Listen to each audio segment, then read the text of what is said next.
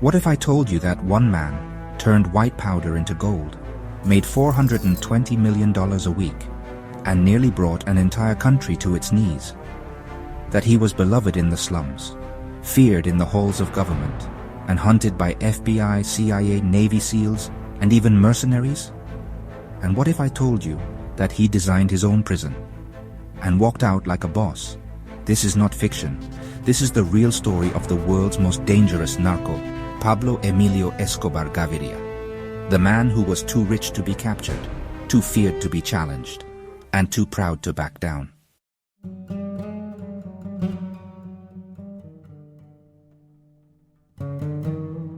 Born in Rio Negro, Colombia in 1949, Escobar grew up in the nearby town of Medellin, a place filled with hard lives, harder streets, and no safety net. His mother was a strict school teacher, his father a dirt-poor farmer. But little Pablo, he was already dreaming about something bigger. Legend says he told classmates, "I'm going to be president or a millionaire." He started young, stealing tombstones, selling fake lottery tickets, robbing trucks. But this wasn't petty crime for long.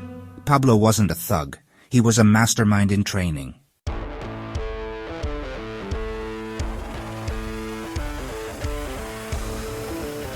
Escobar had something rare.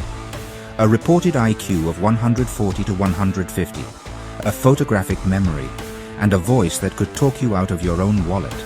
He studied political science. He read Napoleon, Machiavelli, and Al Capone's biography. He was equal parts philosopher, psychopath, and CEO. Pablo didn't just want money. He wanted legacy. He wanted to be untouchable.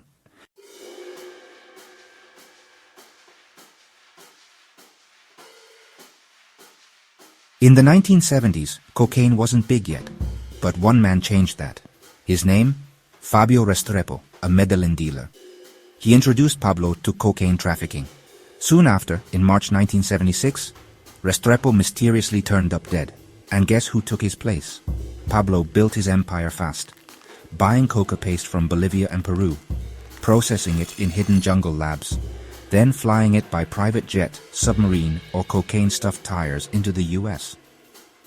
By the 1980s, the Medellin cartel owned 80% of the world's cocaine trade. Escobar became the richest criminal in history. He smuggled 15 tons of cocaine a day, made more money than Apple and Google combined at the time, and burned $2 million in cash just to keep his daughter warm.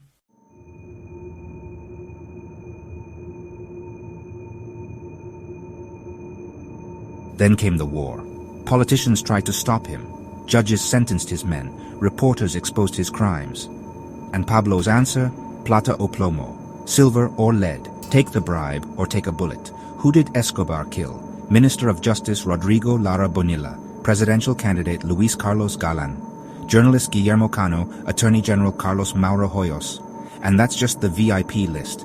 He killed police officers by the hundreds, planted car bombs in public streets, kidnapped officials' children, and still gave money to the poor, building homes, clinics, soccer fields. To some, he was a saint. To others, Satan himself.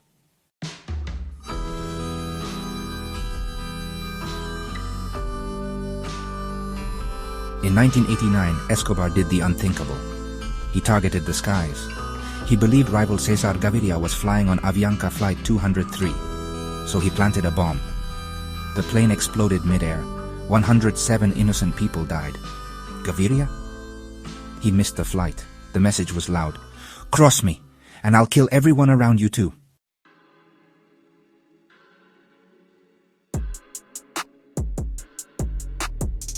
In 1991, Escobar made a deal with the Colombian government. He'd surrender if he could build his own prison. They said yes. What they got was La Catedral. Not a cell, a luxury compound. Pool tables, jacuzzi, soccer field, disco, giant TVs, his own chef, his own guards, his own rules. And guess what? He kept running the cartel from the inside, until the government said, enough.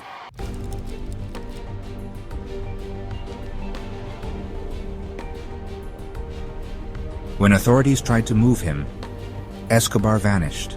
He escaped through a secret tunnel, and the world went quiet.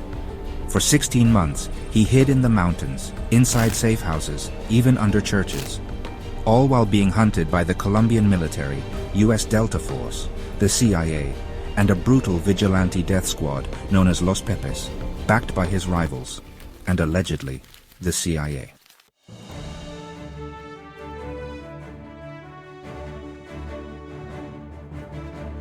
December 2nd, 1993.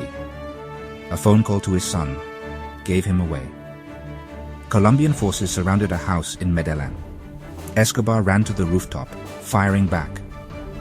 Moments later, he was shot through the head. The photo of his bloody body hit front pages worldwide. But was it a police bullet, or did Escobar shoot himself as his family believes? We may never know.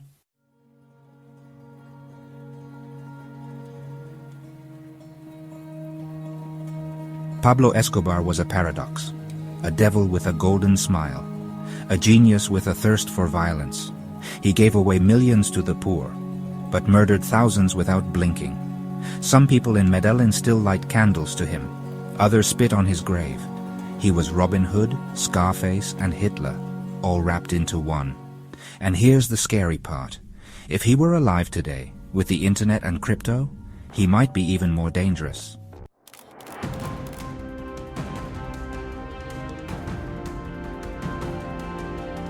So what was Pablo Escobar? A madman? A genius? A revolutionary?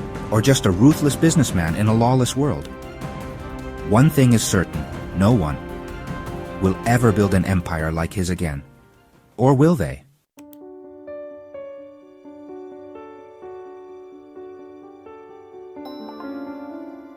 Like this video? Hit subscribe. Drop your thoughts in the comments. Was he a genius or a monster? And as always, stay curious.